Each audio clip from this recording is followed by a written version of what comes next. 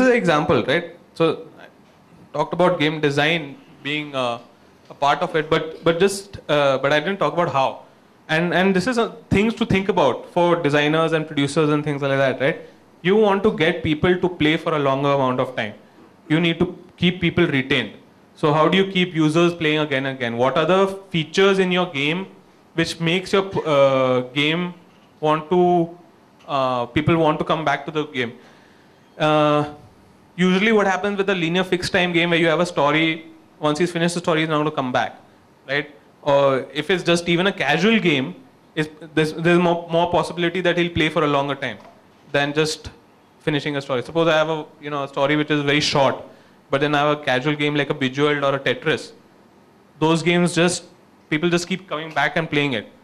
Are there limited levels? If I have 5 levels, I finish those levels, that's it, right? There's no more. So obviously, if those levels can be finished within 3 days time or 5 days time or even, then he's not going to come back next month. So you've lost that person for the next month. Or is it a continuous and never-ending game? Just to give an example of why that is relevant on non-Facebook games as well, just think about this, right? Will multiplayer Halo make more money if it was free? Idea being multiplayer Halo is something that people just keep coming back again and again on, right? Right now, the Xbox system, the Xbox, Microsoft's, model is on a subscription basis. So you can play multiplayer Halo if you are Xbox Live Gold customer. But what if it was free, right? And they monetized through something else.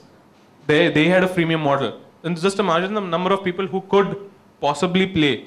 Or Counter-Strike, right? I would bet that Counter-Strike, on the amount of hours spent on Counter-Strike, has surpassed any Zynga game ever. I'm 100% sure of that.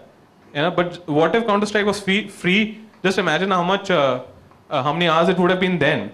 And what if they had a model in which they could monetize on that free model? So the idea is that as long as you have a game which can have repeatability, there is a possibility of making money out of a free game. But the designers obviously have to think from an idea that the person is going to continue to play, and that might not be true for every game. If you're creating a game which actually just requires 5 levels and the story finishes in those 5 levels, maybe this is not the right model for it. Again, virality. How are the game more users being invited to the game? Now this, of course, is a function of social networks like Facebook and maybe Game Center or something else. Xbox Live, for example, can prompt players with recommendations from within the game itself. But the thing is, social networks are good for this. If Facebook was integrated in core games, in a PC game, like what Steam does, for example, right? Steam is a good system, but it's not within the game. It's one step out from it, but it's slightly more social, and it helps you invite more players into the game.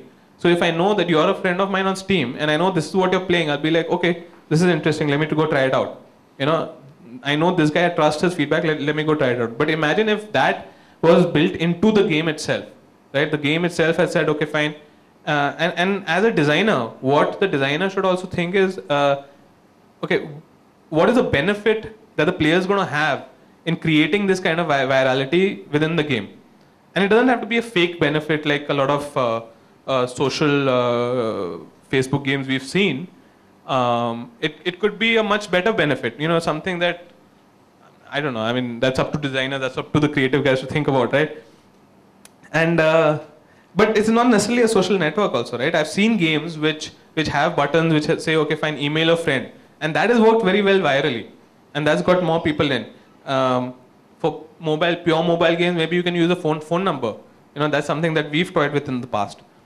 And just, a radical idea, what if you have a button that links up to a post office service which actually sends a card to a friend saying that come and play my game. I mean, it's a design choice. It's up to you to think about how you can do it. But imagine how interested that guy might be to do something like that. And the last part, right, paid conversion. I said those 3 metrics are something that designers can think about. And this is really, really tricky actually. because this is where designers who have that skill of tweaking values and getting the game right, and experience in RPG games essentially can actually really benefit. That you have to get those people to now start paying, especially because this is a freemium game, which means you have virtual currency and all. And 1%, just imagine that, right? The 1% of your daily active users is a decent number. This is on Facebook. What happens in core games, the numbers higher, 5%, 10%, but they have much fewer gamers. Just to give you an example, there are two social networks in Japan, which are mobile social networks dedicated to gaming, Gree and DNA. And they have multiple numbers of these social games with RPG elements in it. Their conversion rate, because the people who are playing are so into the game, they're very hardcore gamer types. They might not be, but their numbers are very high. But their conversion rate into paid is something close to 7, 8, 9, 10% also sometimes, which is huge. It's 10 times the amount of conversion rate that a Facebook game would get, right? 1%, what I'm talking about is an average Facebook game these days. So as a designer, you have to think, how can I get a person to play?